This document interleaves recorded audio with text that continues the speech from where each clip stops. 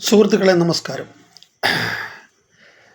നമ്മുടെ നടൻ പ്രേംകുമാർ, അദ്ദേഹം എല്ലാവർക്കും ഇഷ്ടപ്പെട്ടിരുന്നതാണ്. കാര്യം ഹാസ്യ അഭിനയത്തിന് അദ്ദേഹത്തിൻ്റെ ഒരു പ്രത്യേകമായ രീതിയുണ്ട്. അങ്ങനെ അദ്ദേഹം വലിയ ഭാവാഭിനയമൊന്നും അല്ലെങ്കിലും പുള്ളിക്കാരനെ ഇഷ്ടപ്പെടാത്ത ഒരു മലയാളി പ്രേക്ഷകർ കുറവാണ്. അതിൻ്റേതായ ആ രീതിയിലാണ് പുള്ളിക്കാരൻ്റെ അഭിനയം. അപ്പം അദ്ദേഹം ഇപ്പം നമ്മുടെ മലയാള ചലച്ചിത്ര അക്കാദമിയുടെ ചെയർമാനായിരുന്നു. ഒരു സുപ്രഭാതത്തിൽ സർക്കാർ അദ്ദേഹത്തെ മാറ്റി.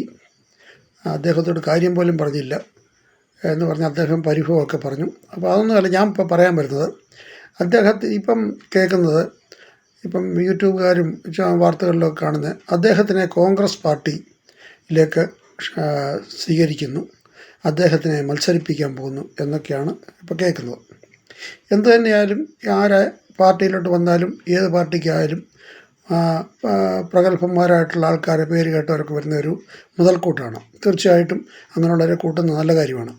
പക്ഷേ ഈ ഇന്നലെ വരെ ഒരു പ്രസ്ഥാനത്തിൻ്റെ കൂടെ നിന്ന് അവരുടെ ഇതൊക്കെ ആസ്വദിച്ചിട്ട് ഇന്നിങ്ങോട്ട് മാറി വരുമ്പോഴത്തേന് അവർക്കൊരു മത്സരിക്കാൻ സീറ്റും ഒക്കെ കൊടുക്കുക എന്ന് പറഞ്ഞു കഴിഞ്ഞാൽ കൂടെ നിന്ന് വെള്ളം കോരിയവരെയും വിറക് വെട്ടിയവരെയും ഒക്കെ അവഗണിക്കുന്നതിന് തുല്യമായിരിക്കും. ഈ പ്രേംകുമാർ എന്ന് പറഞ്ഞു കഴിഞ്ഞാൽ അദ്ദേഹം നല്ല നടനാണ്, അദ്ദേഹത്തിന് ഇഷ്ടപ്പെടുന്നത് അതൊക്കെയാണ്. പക്ഷേ അദ്ദേഹത്തിന് വലിയ വോട്ട് ബാങ്കിങ് ഒന്നുമില്ല. അദ്ദേഹത്തിൻ്റെ ഫാമിലിയിലുള്ളവരുടെ വോട്ട് കാണും. അപ്പോൾ എന്തുകൊണ്ടാണ് ഈ കോൺഗ്രസ് ഇദ്ദേഹത്തിന് ഇത്ര സ്വീകരിച്ച് അദ്ദേഹത്തിന് സീറ്റ് കൊടുക്കാം എന്നൊക്കെ പറയുന്നത് മനസ്സിലാകുന്നില്ല. ഒരു പാർട്ടിക്കാരും വേറൊരു പാർട്ടിയിൽ നിന്ന് ഇങ്ങോട്ട് ചാടി വരുന്നവരെ ഉടനെ ഒന്ന് സീറ്റ് കൊടുത്ത് പ്രോത്സാഹിപ്പിക്കേണ്ട ഒരു കാര്യമില്ല. അങ്ങനെയൊക്കെ ഇപ്പം നമ്മുടെ പാലക്കാട് സാറിനെയൊക്കെ ഈ മാർക്സിസ്റ്റ് പാർട്ടി പരീക്ഷിച്ച് നോക്കിയതാണ്. ഇന്നലെ വരെ കോൺഗ്രസ്സുകാരനായിരുന്നു.